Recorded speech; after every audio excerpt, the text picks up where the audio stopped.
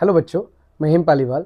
JEE mains की series में हमारा एक तीसरा बड़ा इंपॉर्टेंट क्लास 11th की एमसीक्यूज़ का यूनिट्स एंड मेजरमेंट का क्वेश्चन। बहुत इजी, बस थोड़ा सा क्या है, ट्रिकी है, ज़्यादा कुछ एग्जैजरेट नहीं करा हुआ है। देखिए सवाल क्या है। सवाल बोल रहा है कि अगर if let us considered velocity, time and force आपकी कैसी फंडामेंटल क्वांटिटीज़ है। फंडामेंटल क्वांटिटीज़ वो क्वांटिटीज़ होती है बेटा जो इंडिपेंडेंट होती हैं, किसी पे डिपेंडेंट नहीं होती हैं। सब सात हम बोलते हैं, हम मानते हैं, जो हम सात क्वांटिटीज़ मानते हैं, mass, time, length, temperature, luminous intensity, current और नंबर ऑफ पार्टिकल्स, ये सारी हम बेस क्वांटिटीज़ मान के लेके चलते हैं, जिनसे हम आगे पे सारी डिराइव क्वांटिटीज़ एक्सप्लेन करते हैं। तो अब यहाँ पे बोला है कि उन फंडामेंटल क्वांटिटीज़ को मैं इग्नोर करके मैं अपनी फंडामेंटल क्वांटिटी ले रहा हूँ कि वेलोसिटी, टाइम और फोर्स अब मेरी फंडामेंटल क्वांटिटीज़ है। तो बोल रहा है कि क्या डायमेंशन का मास क्या होगा। देखिए सॉरी, मास का डायमेंशन क्या होगा, ये मैं पूछ रहा है। अब देखिए बेटा, इसमें इन क्वेश्चंस में कैसे किया जाता है। अब जब अपने अपने यूनिट्स एंड मेजरमेंट का अपना थ्योरी पढ़ी होगी, तो उसमें आपने देखा होगा कि डायमेंशंस में एक प्रिंसिपल ऑफ होमोजेनिटी होता है। वो कहता है कि only those quantities can be equate, add और सब्ट्रैक्ट जिनकी डायमेंशन सेम होती है। तो भाई अगर मुझे इसकी मास की फंडामेंटल क्वांटिटीज निकालनी है, मतलब मास का डायमेंशन निकालना है इनको फंडामेंटल लेके, तो मुझे पता है कि ये मास किस किस पे डिपेंडेंट है। मास डिपेंडेंट है आपका किस पे, वेलोसिटी पे। ऐसे ही मास किस पे डिपेंडेंट है आपका जी, किस पे है, टाइम पे। ऐसे ही मुझे मास पता है कितना आपका जी, कितना है आपका जी, किस पे डिपेंडेंट है, फोर्स पे। अगर मैं तीनों का लूँ, इससे मैं कहूँ कि मास आपका डिपेंडेंट किस पे, जो डायमेंशन m रहेगा लेफ्ट में डायमेंशन, चलिए मैं पहले लिख लेता हूँ। मास डिपेंडेंट है आपका किस किस पे, वेलोसिटी पे है, मल्टीप्लाई बाय टाइम पे है, मल्टीप्लाई बाय फोर्स पे है। अब जो भी फंडामेंटल क्वांटिटीज है, मुझे ये नहीं पता कि इनका डायमेंशंस कितने हैं। मुझे ये नहीं पता कि वेलोसिटी में जो भी लेंथ रहा होगा, मास रहा होगा, टाइम रहा होगा, जो भी है, इनकी डायमेंशंस कितनी है।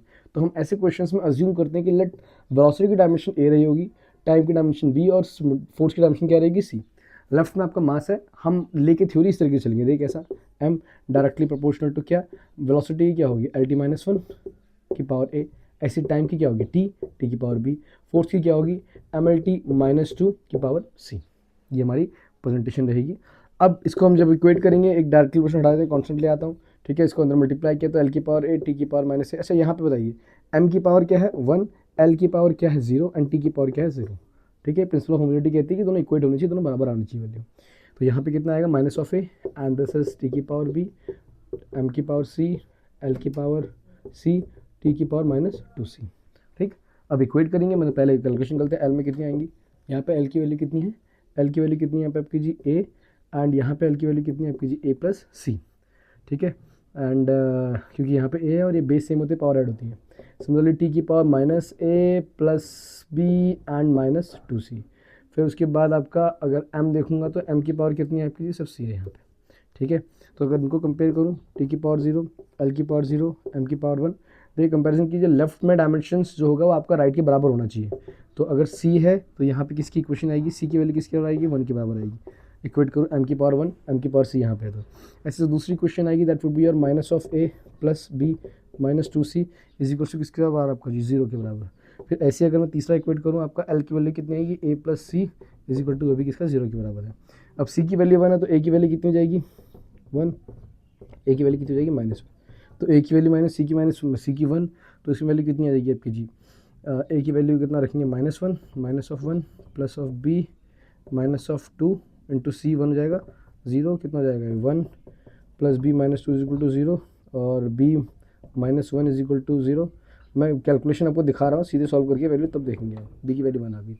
तो अगर डायमेंशंस एम के रिस्पेक्ट में मुझे लिखना है तो मैं क्या वैल्यू प्लेस करूँगा बताइए, एम इज इक्वल्स टू के, कांस्टेंट हमें नहीं पता होता, ये इसकी एक वो रिप्रेजेंटेशन, एक फंडामेंट हमारे क्या थी, एक लिमिटेशन थी कि हम डायमेंशन से फॉर्मूला तो ड्राइव कर सकते हैं, किसी की डिपेंडेंसी बता सकते हैं, लेकिन इसका कांस्टेंट क्या है वो नहीं बता सकते। तो हम तक के को के रखेंगे। एंड वेलोसिटी का कितना आएगा आपका जी, एल टी की पावर माइनस वन। अच्छा ठीक है, अगर वी के रिस्पेक्ट में सीधे रखते हैं, वी वेलोसिटी कितनी रहेगी, ए है, ए होगी तो कितनी होगी, ए कितना आ रहा है, माइनस वन, इंटू बी कितना आ रहा है आपका, टी की पावर कितना आ रहा है, टी की पावर कितनी आ रही है आपकी जी, टी की पावर आ रही है आपकी वन, एंड जो वेलोसिटी है वी की पावर कितनी आ रही है आपकी जी, ए आ रही है, सॉरी वी की पावर कितनी आ रही है, सॉरी फोर्स की वैल्यू एफ, एफ की वैल्यू कितनी आ रही है आपकी जी, सी की वैल्यू कितनी है, वन। तो अगर मैं इसको एक्सपांड करूँ तो कितना आएगा, के टी एफ अपॉन पे वी। तो जो एम की है, एम का डायमेंशन जो रहेगा, एम की जो वैल्यू रहेगी वो कितनी आएगी, टी एफ अपॉन पे वी आएगी।